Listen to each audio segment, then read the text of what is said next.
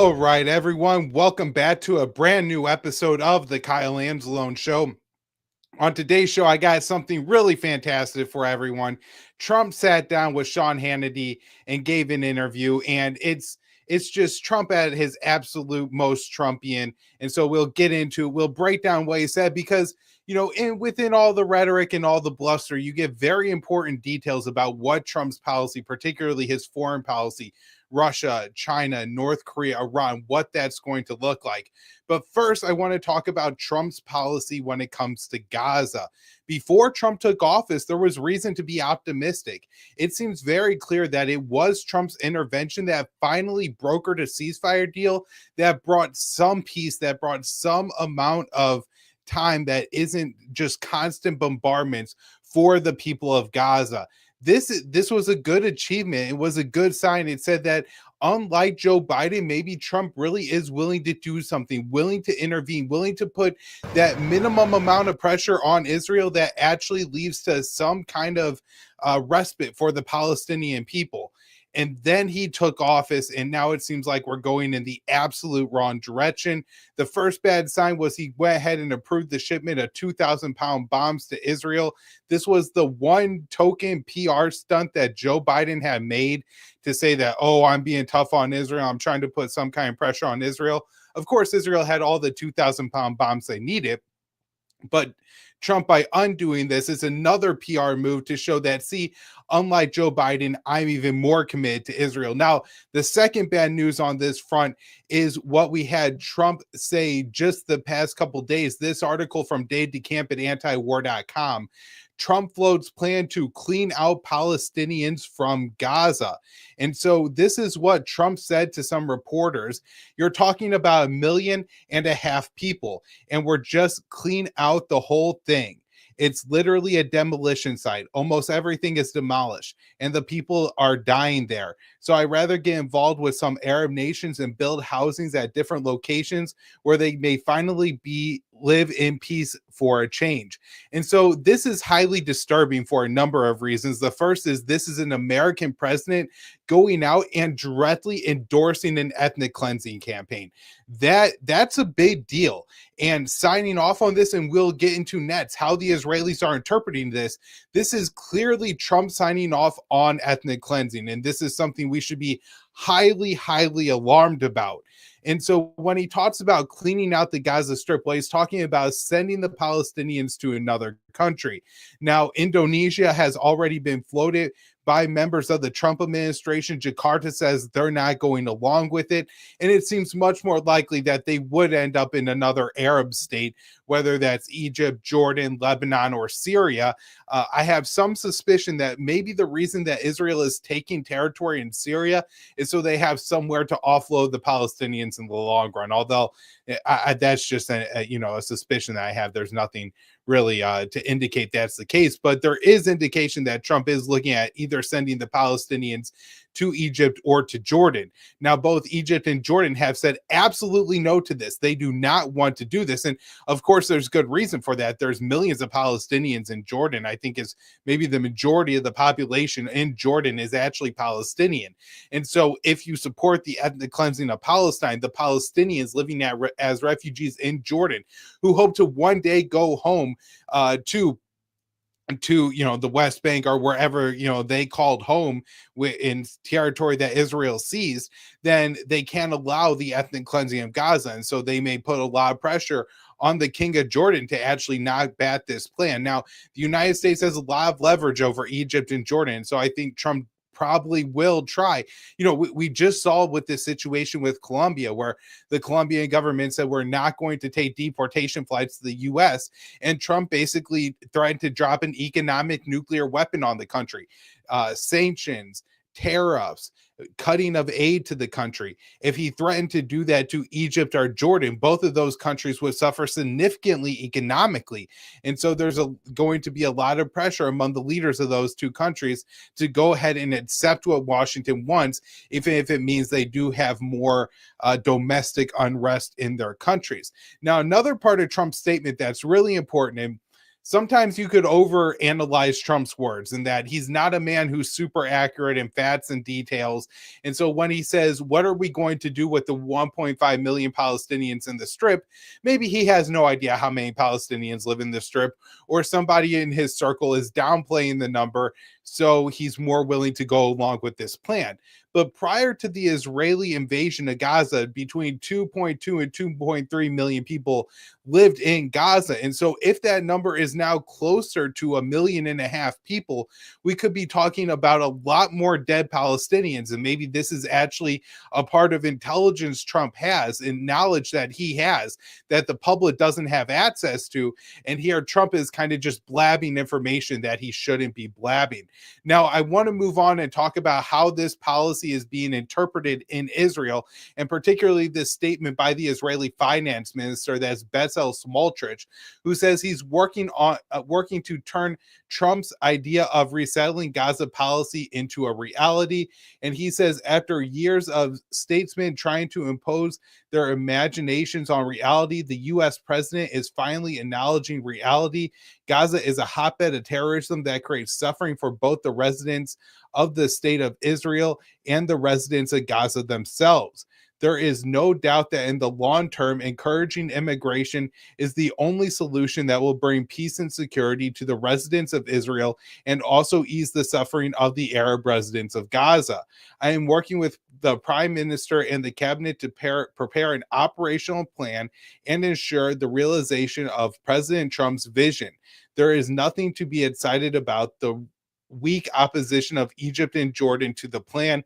We saw yesterday how Trump imposed his will on Colombia to deport migrants despite opposition. When he wants it, it will happen. And so, he kind of identified what I identified there about Trump, being willing to drop economic nuclear bombs on these countries to get what he wants. Now, also, Smolcher saying this again, this is an important member of Netanyahu's coalition. Now with Itamar Ben-Gvir and his Jewish Power Party out of Netanyahu's governing coalition, Smotrich and his religious Zionism party is a key and critical piece in holding the Israeli government together. And so he has a lot of leverage over Netanyahu right now.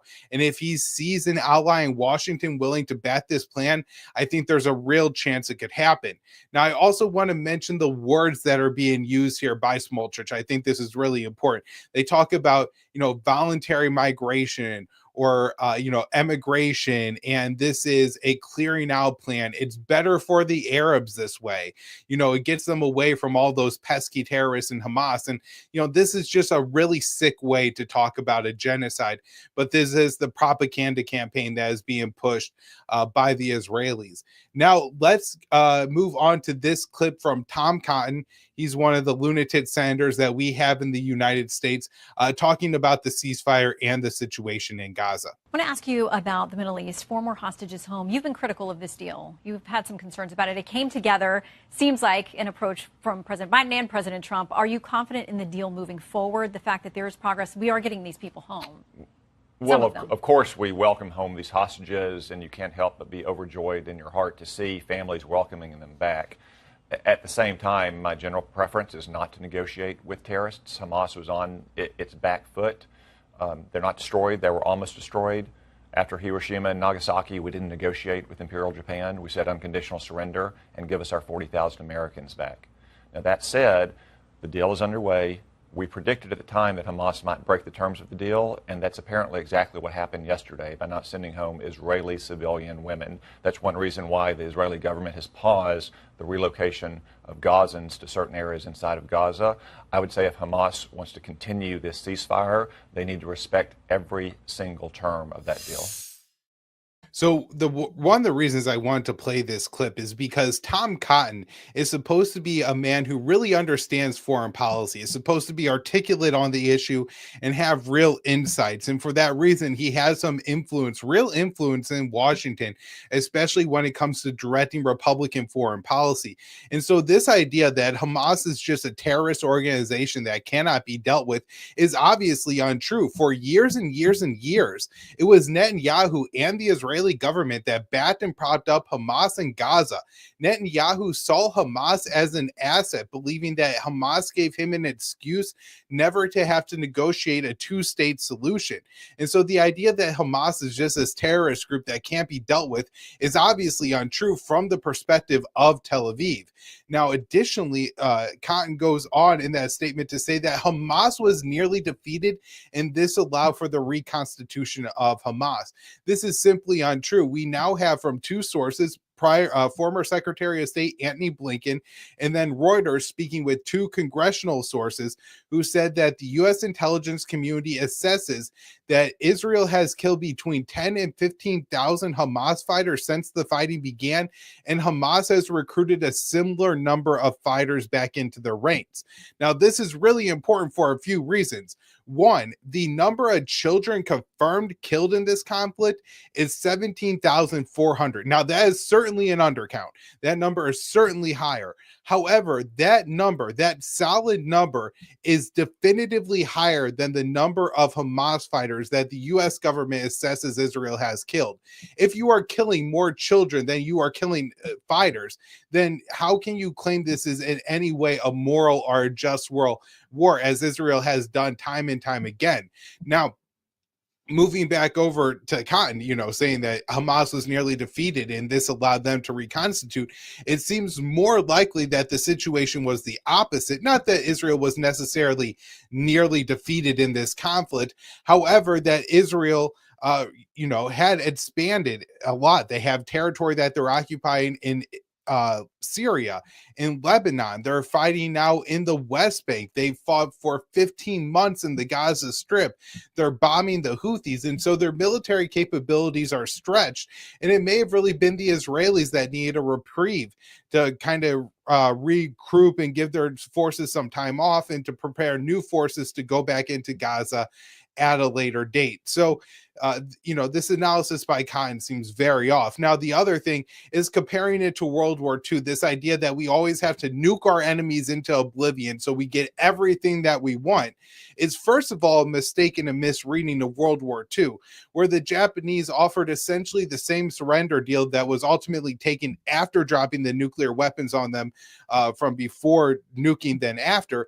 But also, it seems very clear that the U.S., dropped the nuclear bombs on Japan as an intimidation tactic directed more at the Soviets and trying to assert post-World War II dominance on the geopolitical stage than anything to do with forcing a surrender. So this is, a real mistake by Cotton. So now let's move on and start getting into Trump's interview with Sean Hannity. I think, again, this is a very Trumpian clip, and we have a lot of statements from Trump here. So let's first talk about what Trump has to say on China. You had a conversation with President Xi. We have problems with them.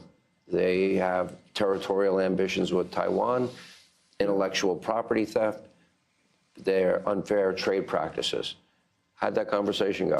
It went fine. It was a good, friendly conversation. I had a great relationship with him prior to COVID. I had a very good relationship with him. I thought it was a very good conversation. We've had other communication before that. They are a very ambitious country. He's a very ambitious man. He's a man that was, I don't want to be naive and say my friend, but he was like my friend. We had a very good relationship. You could make a deal with Xi. Do you think that you can prevent Xi from his territorial desire to take Taiwan? Can you make a deal with him on making more fair trade practices? Because I know you. No, I can do that because we have something that they want. We have with a pot of gold. So this is actually, I think, maybe the best part of Trump's interview. He's being very calculated in how he talks about it. You'll see later on that he's very loose in how he talks about the conflict in Ukraine, Iran, or North Korea. But here he's being very careful how he talks about Xi. Unlike Joe Biden, who just after meeting with Xi then is called the Chinese president a dictator, Trump is saying he was almost like my friend. I don't want to be naive, but he was almost like my friend. We got along very well. These are, I think, the kind of positive statements that suggest that Trump is really going to pursue a diplomatic path here with China. also, Hannity is a real China hawk. Don't get me wrong, but Trump does seem to be trying to walk back from Hannity's positions throughout this interview, and I think that's very important insight that Trump isn't just trying to be the most hawkish when it comes to China. That he's trying to be very calculated. It seems that Trump may understand now that China has a real status in the world and a real economic power that the U.S. certainly has to contend with. And it's not a situation where Washington is going to issue dictates and Beijing is just going to have to comply with them. And so, say if Trump wants to negotiate a deal surrounding TikTok or Taiwan or something in that category, he's actually going to have to be careful in how he approaches Xi. So if he understands this is a good thing. All the rhetoric coming out of the Trump from Trump himself so far when it comes to China has been positive in the sense of, I think we're going to get a deal done. I think this is going in the right direction. We've heard him on a lot of other issues, constantly making threats. If you don't do this, then I'm going to take this action against you. How the conversation with I think president or the leader of Denmark went was apparently very negative, but the conversations with Xi seem to be going well. And so I think this is a good mindset from Donald Trump. Now, we'll see what happens. He has certainly flooded his administration with Iran hawks. Even some of the more reasonable people with foreign policy positions in his administration, people who are even skeptical about sending military aid to Israel, and certainly skeptical about sending military aid to Ukraine, and may even want to really end the war in Ukraine, get the U.S. Middle East interventions. Many of them do that with the idea of we had to build up for a military conflict with China. And Trump doesn't seem to be engaging in rhetoric that would suggest he thinks that's coming very soon. So next up, let's start to hear some of Trump's remarks when it comes to Ukraine. Let's play the first clip. You put out a truth on Vladimir Putin today. Yeah. You seem to have had a relationship with him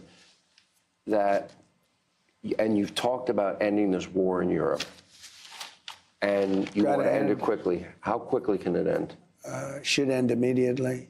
Should have never started. That would never have started if I were. I used to talk to Putin about it. Ukraine was the apple of his eye, but there was no chance that he would ever do it. And he didn't do it. For 4 years, he didn't do it. Have you spoken to him? I don't want to say, but I will tell you, it's got to end. And if you look at I'm just talking from a human life. I don't care, Russia, Ukraine, U.S. These are human beings that are just being slaughtered on this battlefield by the millions. They've already died in cities. The cities are like demolition sites. Many people died. One thing with the Ukraine war, you're going to find many more people died than think. This is a war that should have never started. Biden did a horrible, horrible job in allowing that war to start. Should have never started. It would have never started. It wasn't even tough from that standpoint. One thing, so he allowed energy to go up, way up. If he brought it down, the war wouldn't have started because Putin wouldn't have had the money. Putin makes all his money on energy. And Biden let it go to a record, and Putin had so much money, he was able to do it. So, but that's only one thing. So there's of course a lot in that statement. The first thing I want to mention there is Trump says millions of people have died in this conflict. And of course, that's higher than the official death counts that we know about. Now, again, this could be similar to Gaza, where maybe Trump is just playing very loose with the facts, doesn't actually know how many people have died, and he's just saying millions, or maybe somebody within his orbit said that to him and it's not true. Or it could be that Trump does have knowledge that the death count is far higher than we know. And certainly it could mean that's a lot more Ukrainian soldiers have died than have so far been reported. And so it's, I think, a good thing that Trump seems to care when he talks about, the loss of human life. These are human beings that are dying. This isn't quite the rhetoric that we heard from the Biden administration, who at times seemed to celebrate the death, understanding that even if there were more Ukrainians dying than Russians, ultimately, if the Ukrainians continue to feed the meat grinder, so does Russia. And that Russia weakens Russia's geopolitical standing in the long run. And so it makes America more powerful. That was really the viewpoint of the previous White House. So if Trump does care about the humans dying in it, that's great. If he does want an immediate end to the conflict, that's great. The problem is he hasn't followed through on his campaign promise to bring the war to an end.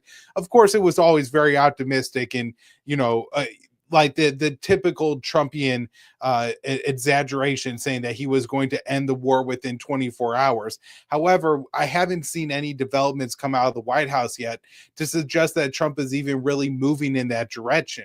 Now, the good part about this clip, I think, is Trump's understanding of how this war started and what happened in the beginning of this war. Now, Trump doesn't quite put this all together in a way that I think an average American could understand, unfortunately. But really what he's talking about here is that this war didn't have to begin, that it could have been averted, but it was a failed policy of the Biden administration that ultimately pushed and allowed this to happen. Now, some things I think he maybe gets a little bit wrong here is he puts a lot of emphasis on the oil price, which, look, it certainly does have an impact on things. If oil prices are very high, Russia, being an oil-driven economy, of course, then does have more money to wage wars, engage, in international affairs. At the same time, I think more importantly was how the Biden administration was treating Ukraine in the very beginning, essentially making Ukraine a de facto member of the alliance, holding major NATO war games on Ukrainian soil was just too far for Vladimir Putin. So let's move on to the next clip of Trump talking about Ukraine with Hannity. He's going to drive that guy into doing this. A minor incursion? When he used the word minor incursion. That was bad, but he said things worse than that. And Putin shouldn't have done it, too. I mean, I'm not blaming only one. Putin shouldn't have done it. He shouldn't have done it, and it has to stop. Do you know they've lost about 850,000 Russian soldiers and 700,000 Ukrainian soldiers right now? And the Ukraine has been devastated.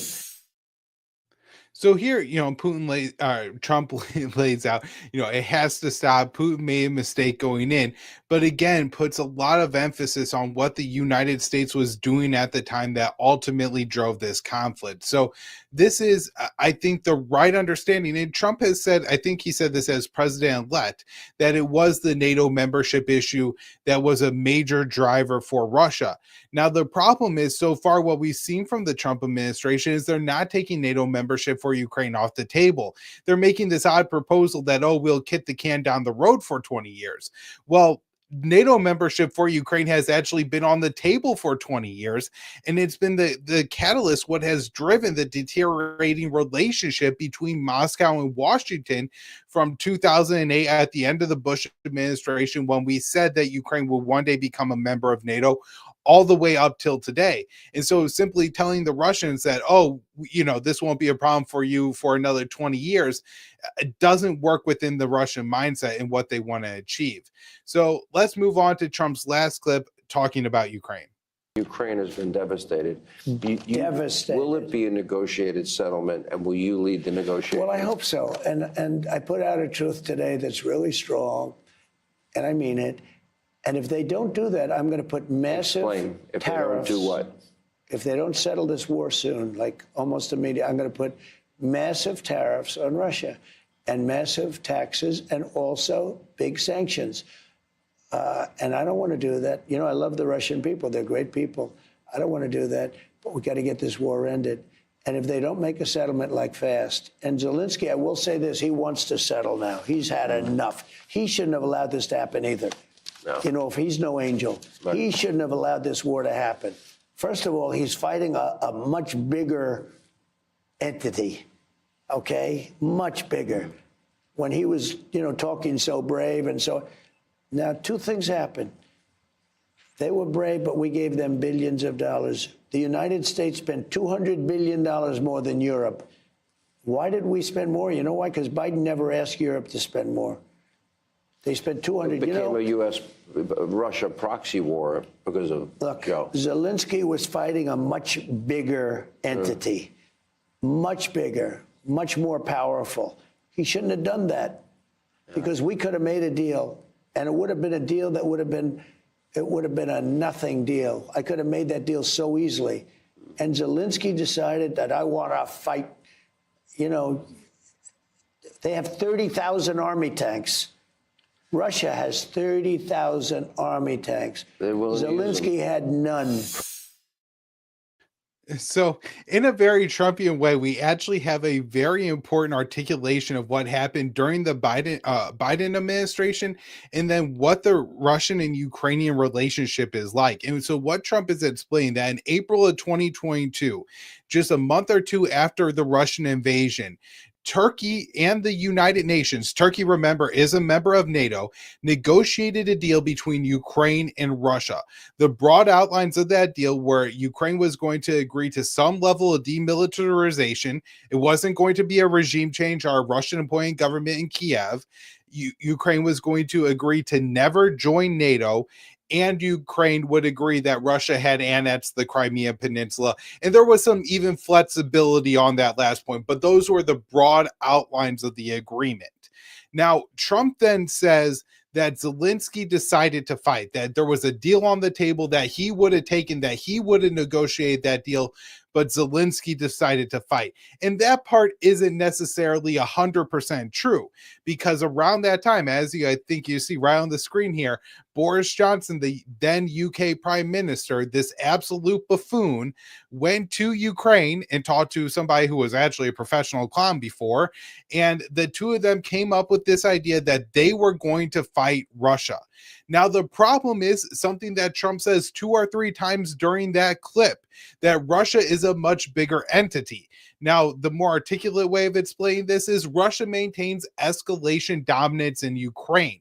Because of how close Russia is to Ukraine, because of Russia's nuclear capabilities, because of their massive military that already existed before this conflict, because of the massive population disparities between the two countries before this conflict, because of the massive wealth disparities between these two countries before this conflict began, there was no scenario that NATO or Ukraine was ever going to be able to win the war against Russia, because no matter how far we escalated, Russia was able to, willing, and would definitely escalate further. And this is something that was even articulated by President Barack Obama at the end of his administration. Right at the end, he explained that Russia maintained escalation dominance in Ukraine, and that's why he didn't start sending weapons to Ukraine, because he knew it would set off this cycle of escalations that would eventually lead to Russia invading Ukraine. And I don't know if they actually would have anticipated that the Ukrainians would have fought for 3 years, but ultimately that fighting for 3 years has cost Ukraine a lot, hundreds of thousands of lives being the most important. Next on that list, their infrastructure, their country has been absolutely devastated. Something Trump has talked about, cities reduced to rubble. This is going to cost Ukraine lives in the long run. Not having these basic services, electricity, sewage in their cities is a big deal. And so all this destruction of Ukraine is going to plague the country for years and years into the future. Ultimately, Russia hasn't been weakened overall. They've, probably have spent a lot of money. They've lost, I don't know how many young men. I think Trump's estimate of 800,000 is probably overblown, but still they've lost some of their young men. Others have been maimed either physically or mentally for their entire lives.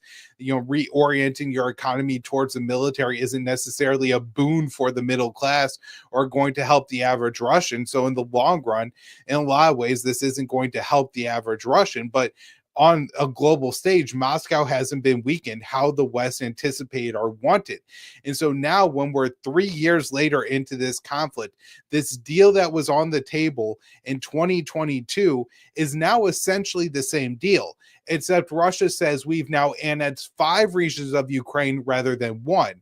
And so rather than just taking the Crimean Peninsula, we're now taking the 2 southern republics of Kherson and Zaporizhia, as well as the Donbass, Donetsk and Luhansk. And these are now permanently areas of Russia. It will never again go back to being under Kiev's control. So it's also cost Kiev a lot of territory to fight this conflict. And I do think Trump says, it was a nothing deal. He means that it was a no-brainer that anybody should have taken the deal in 2022, and Zelensky and Boris Johnson made absolutely a huge blunder. Or as reported in the Washington Post at the time, even if even if Ukraine was ready for the deal at the time, its Western backers were not, and they wanted Ukraine to fight. Ultimately, Zelensky probably didn't have to be talked into it, but he was. Now, before we get into this last clip, I just want to remind everybody we have quite a few people watching live to like and share, first of all, and then also subscribe, particularly on YouTube. It would be an absolutely huge help to us. So let's go ahead and play this clip of Trump talking about Iran. You put Iran in a different category. I keep reading and I talk to my sources. Well, they're religious zealots. It's different. Okay. So this is something that's really concerning, and he actually said it twice in this interview. And the first time he said it, it was in relation to China, saying that, you know, we could kind of talk to China, but we can't talk to Iran. And in the second time, it's in relation to North Korea, saying I can't talk to North Koreans, I can't talk to Kim Jong-un, but I can't talk to the Iranians. And he brings up this idea that they're religious zealots. And this seems to be something that a lot of Republicans are saying. We actually discussed Lindsey Graham making a very similar point on one of the episodes of the Kyle Anselone show last week, when Graham said that they're Nazis. You can't negotiate with Nazis. And if this is the mindset of the Trump administration, then we're in real trouble in the Middle East. Iran must be negotiated with.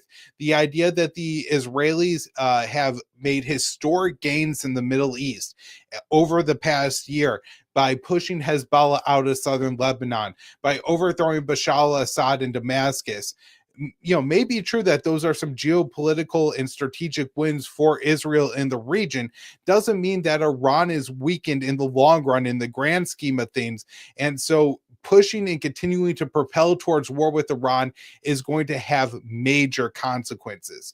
All right, before we wrap up here, let's go ahead and play the clip of Trump talking about Kim Jong-un. Kim Jong-un. Yeah. When I came in, I met with Obama. Right there, we sat. And we talked. I said, what's the biggest threat? North Korea. You guys were yucking it up in the church service. Yeah, we were. Someday I'll tell you what we said. Someday you'll tell me. me. We had a nice time. But he said North Korea is the biggest thing. And I solved that problem. And I got along with him. He's not a religious zealot. Will you reach he out to happens him? to be a smart guy. Kim Jong-un is a smart guy. You'll reach out to him again. I will. So this is one of the places where I think we could see some real progress during the Trump administration. I think it would be a very easy win to negotiate a formal end to the Korean War for Donald Trump. The problem is I hope Trump understands how much the world has changed over the past 4 years while he was out of office. In Biden's effort to isolate the Kremlin, he pushed Putin to make more deals and more alliances with countries in Asia, and this included both North Korea and Iran. And particularly with North Korea, they seem to have developed a very strong mutual defense pact between those two nations. And so the idea that the U.S. is going to be in as strong a position with North Korea as they were, say, in 2018, 2019 is simply untrue. North Korea has developed deep ties with the Russians, and this means that North Korea is going to get more economic access to the Russian economy, and it means that sanctions relief isn't quite as big of a deal for Pyongyang as it would have been 4 years ago. Now, one bright spot is the South Korean president Yoon Suk Yeol recently made a huge blunder by declaring martial law that wasn't successful. Yoon was a real hardliner when it came to North Korea and was a real hawk. During his administration, in line with the Biden administration, he increased military ties not only with the U.S., but more importantly with Japan. And this trilateral pact between the U.S., South Korea, and Japan was seen by North Korea as a major threat. The U.S. creating a Asian NATO that would one day take on North Korea. And so Kim is very concerned about that. I think that explains part of his shift towards Moscow and why North Korea was willing to make a deal and make ties with the Kremlin. So given all of this, Trump is going to probably have to accept a more difficult bargain than he would have back in 2019 or 2020. And I think that's going to be something very hard for Trump to accept, that he's not going to get as good of a deal that he thought he was going to get initially. But at the same time, he, says, I have a friendship with Kim Jong-un, and seems to talk about the North Korean leader with respect, which is probably the first steps that we need to actually have a diplomat settlement. All right, once again, everybody, thank you so much for tuning into the Kyle Anselone Show. We had a lot of live listeners today. I really appreciate you all taking the time to tune in. Just go ahead, like, subscribe, share, particularly subscribe to our YouTube channel. Help us get monetized and continue to grow. We'll be back with another episode soon.